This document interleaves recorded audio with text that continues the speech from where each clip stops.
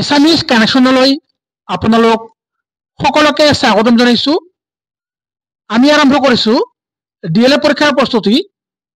আজি আমি আলোচনা কৰিম অসমীয়াৰ বুকখনৰ 26টা গুৰুত্বপূৰ্ণ প্ৰশ্নৰ উত্তৰ, কিয়নো এই কিতাপখনৰ পৰা ডিএলএড প্ৰি এন্ট্ৰি টেষ্টত বাৰে বাৰে কমন পৰা দেখা যায়। আপোনালোকৰ যি 15 নম্বৰ জিকে আছে, মানে 15 নম্বৰ জিকেৰ পৰা আহে, আপোনালোকৰ সহায় হ'ব। আজি হৈছে পাৰ্ট 5, 103 নং প্ৰশ্ন। অসমৰ কোনটো উপভাষাই অসমৰ মান্য ভাষাৰ স্বীকৃতি লাভ কৰিছে? আপোনালোকে উপভাষা নিশ্চয় পঢ়িছে, মই ভিডিঅ' আগবঢ়াইছো। গতিকে শুদ্ধ উত্তৰ হৈছে শিৱসাগৰীয়া উপভাষা, খ নম্বৰ। তাৰপিছত লক্ষ্মীনাথ বেজবৰুৱাক ৰসৰাজ উপাধি কেতিয়া প্ৰদান কৰা হয়, মানে কিমান চনত প্ৰদান কৰিছিল? ইয়াৰ শুদ্ধ উত্তৰ কি? শুদ্ধ উত্তৰ হৈছে গ 1931 চনত। তাৰপিছত অসমীয়া সাহিত্যৰ মুকুটবিহীন সম্ৰাট বুলি কাক কোৱা হয়? আপোনালোকে নিশ্চয় জানে। ইয়াৰ শুদ্ধ উত্তৰ কি? আমাৰ সাহিত্যৰথী লক্ষ্মীনাথ বেজবৰুৱা। লক্ষ্মীনাথ বেজবৰুৱা কি কয়? মুকুটবিহীন সম্ৰাট বুলি কোৱা হয়। তাৰপিছত অসম সাহিত্য সভাৰ প্ৰথমগৰাকী সভাপতিৰ নাম কি, মানে কি আছিল? আপোনালোকে নিশ্চয় জানে। ইয়াৰ শুদ্ধ উত্তৰ কি? ইয়াৰ শুদ্ধ উত্তৰ হৈছে পদ্মনাথ গোহাঁই বৰুৱা। তাৰপিছত অসম আৰক্ষীৰ মুৰব্বীজনক কি বুলি কোৱা হয়? আমাৰ যি অসমৰ আৰক্ষী প্ৰধান আছে, কি কোৱা হয়? ইয়াৰ শুদ্ধ উত্তৰ হৈছে খ নম্বৰ আৰক্ষী সঞ্চালক প্ৰধান। বহুত গুৰুত্বপূৰ্ণ হয়, আহিব পাৰে। পদ্মনাথ গোহাঁই বৰুৱাই সম্পাদনা কৰা এখন আলোচনীৰ নাম মানে কি? ইয়াত যিকেইখন আছে, ইয়াৰ শুদ্ধ উত্তৰ হৈছে উষা। তাৰপিছত অসমীয়া সাহিত্যত গীত কবিতাৰ প্ৰৱৰ্তক বুলি কাক জনা যায়, মানে গীত কবিতাৰ প্ৰৱৰ্তক কোন? ইয়াৰ শুদ্ধ উত্তৰ হৈছে খ চন্দ্ৰকুমাৰ আগৰৱালা। মোগলৰ শেষ অসম আক্ৰমণৰ নাম মানে কি? ইয়াত যি 4খন ৰণ দিয়া আছে, ইয়াৰ শুদ্ধ উত্তৰ হৈছে, আপোনালোকে নিশ্চয় পঢ়িছে, অসমৰ ইতিহাস ইটাখুলিৰ ৰণ। তাৰপিছত চিউকি এগৰাকী পৰিব্ৰাজক, মানে পৰিব্ৰাজকৰ ভ্ৰমণ কাহিনী। অসমলৈ অহা এইগৰাকী পৰিব্ৰাজকৰ নাম কি? ইয়াৰ শুদ্ধ উত্তৰ হৈছে হিউৱেন চাং।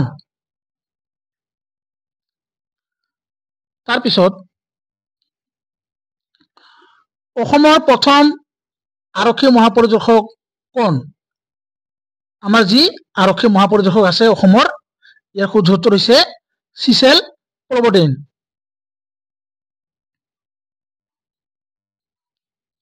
তাৰপিছত নৰকাসুৰৰ সমসাময়িক শোণিতপুৰৰ ৰজাজনৰ নাম কি? আপোনালোকে নিশ্চয় নৰকাসুৰ, ভগদত্ত, আমাৰ যি অসমৰ ইতিহাস, অসমৰ বুৰঞ্জী পঢ়িছে। ইয়াৰ শুদ্ধ উত্তৰ হৈছে কি? ইয়াৰ শুদ্ধ উত্তৰ হৈছে বান, আমাৰ যি বান ৰজা। আপোনালোকে শোণিতপুৰ নাটকখন পঢ়িছে নহয়? ভাস্কৰ বৰ্মনৰ ৰাজত্ব কালত কোনজন চীনা পৰিব্ৰাজক অসমলৈ আহিছিল? মানে আমাৰ যি ভাস্কৰ বৰ্মন যি শাসন কৰিছিল, সেই সময়ত আমাৰ অসমলৈ মানে কোনজন চীনা পৰিব্ৰাজক অসমলৈ আহিছিল? ইয়াৰ শুদ্ধ উত্তৰ হৈছে হিউৱেন চাং। দিহিঙৰ পাৰৰ চৰগুৱাত কোনে আহোমৰ ৰাজধানী স্থাপন কৰিছিল? ইয়াৰ শুদ্ধ উত্তৰ হৈছে চুডাংফা। নামদাঙৰ শিলৰ সাঁকো কোনে নিৰ্মাণ কৰাইছিল? মানে আহোম যি আমাৰ আহোম স্বৰ্গদেউ আছিল, আহোম স্বৰ্গদেউসকলৰ কোনে কি কৰিছিল? নিৰ্মাণ কৰাইছিল।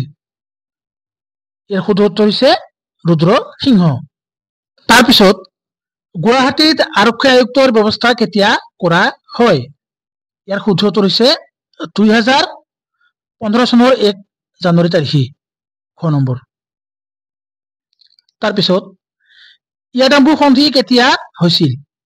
ইয়াৰ শুদ্ধ উত্তৰ হৈছে 24 ফেব্ৰুৱাৰী 1826 চনত। অসমত কিমান চনত ৰেল সেৱা আৰম্ভ হয়? আমাৰ যি ৰেল, এই ৰেল কিমান চনত হৈছিল? 1884 চনত। তলৰ কোনখন বেঘৰ প্ৰকল্প নহয়? আমাৰ যি অসমত বেঘৰ প্ৰকল্প আছে, কোনখন নহয়? ইয়াৰ শুদ্ধ উত্তৰ হৈছে ডিব্ৰু-চৈখোৱা। তলৰ কোনখন ব্ৰহ্মপুত্ৰৰ উপনৈ? আমাৰ যি উপনদী আছে, ইয়াৰ পৰা কিন্তু প্ৰশ্ন আহিবই। ইয়াৰ ওপৰত মই বিশেষ এটা ভিডিঅ' আপোনালোকৰ কাৰণে লৈ আহিম। ইয়াৰ শুদ্ধ উত্তৰ হৈছে দুধনৈ। আমাৰ যে দুধনৈ, আমাৰ দাইত আছে, দাইৰ গোৱালপাৰা, সেই দুধনৈ। তাৰপিছত কোনখন অৰণ্যত বাঘৰ ঘনত্ব পৃথিৱীৰ ভিতৰত সৰ্বাধিক? বহুত ইম্পৰ্টেণ্ট হয়। ইয়াৰ শুদ্ধ উত্তৰ হৈছে কাজিৰঙা।